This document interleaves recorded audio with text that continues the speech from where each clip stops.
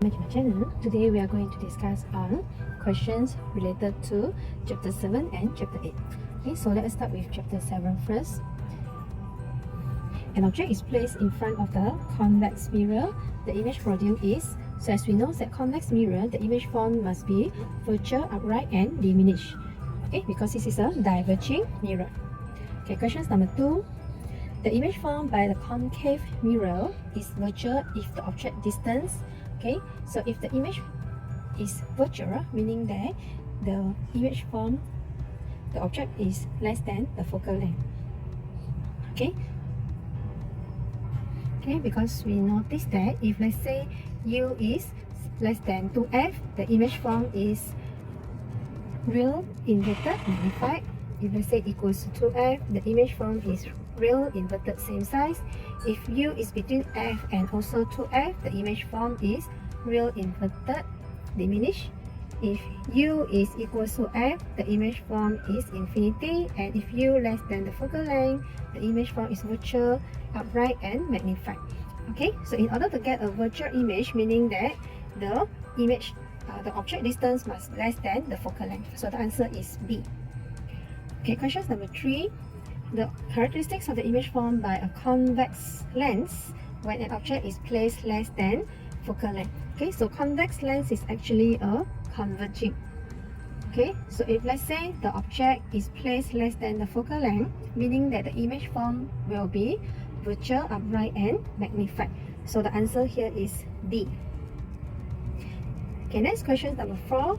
State the characteristics of the image if the value of the magnification is positive 0.25. Okay, so positive here indicate that it's actually an upright image form, and 0.25 is actually less than 1. Okay, so when the magnification less than 1, meaning that it's actually diminished.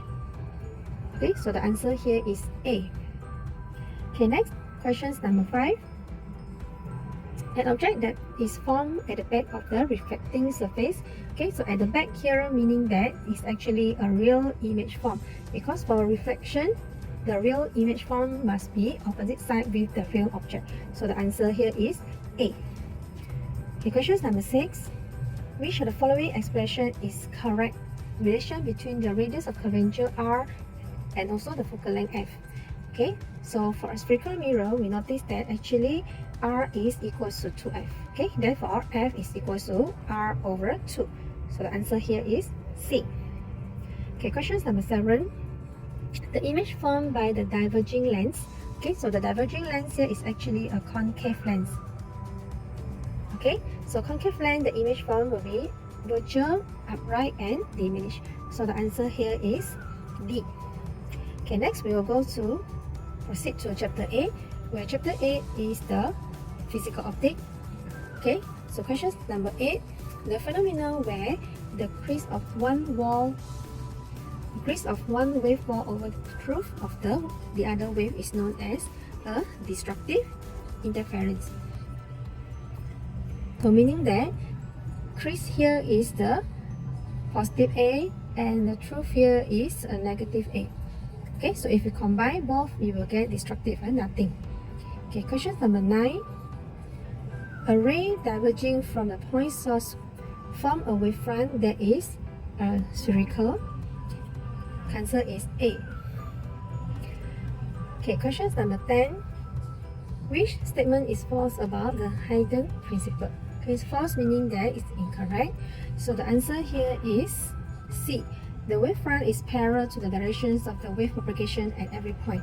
Okay, so actually the wavefront is perpendicular to the directions of the wave propagation, because this is our wavefront and the directions of the wave is moving towards forward. So therefore it's actually perpendicular to each other. Okay, so the answer is C.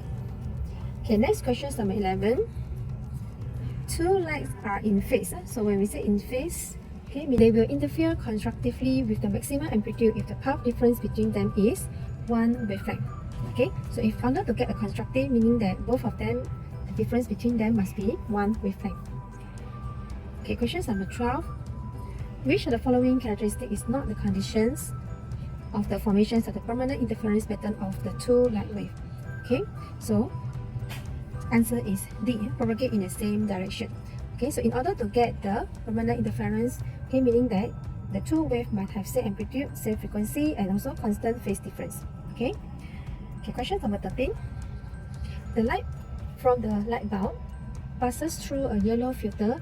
This light now becomes the source of the Young double slit experiment.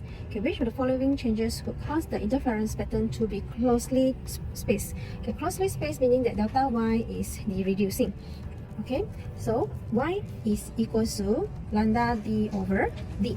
Okay, so in order to get the interference pattern is closer to each other, meaning that you must reduce the wavelength, or you must reduce the distance between the slit and the screen, or you must increase the slit separation.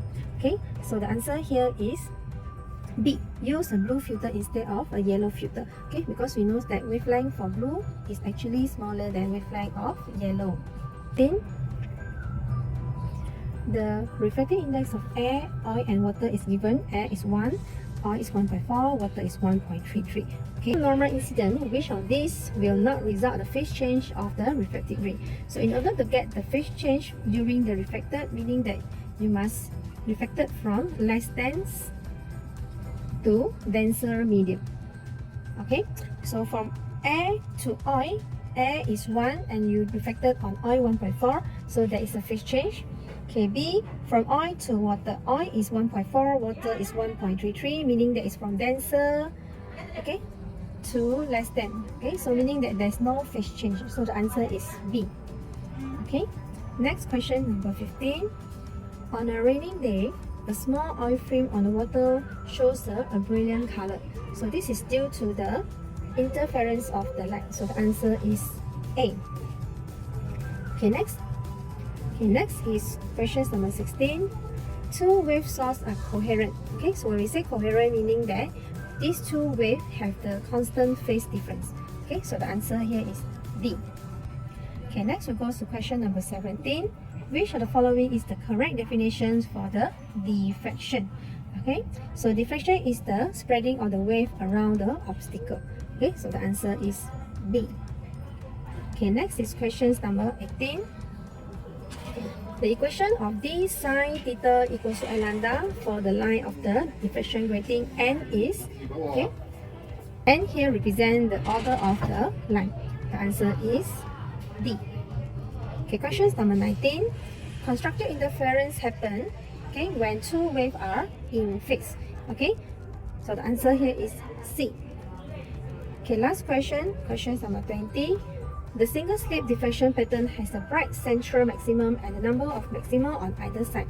Okay, which changes to the apparatus will decrease the fringe spacing.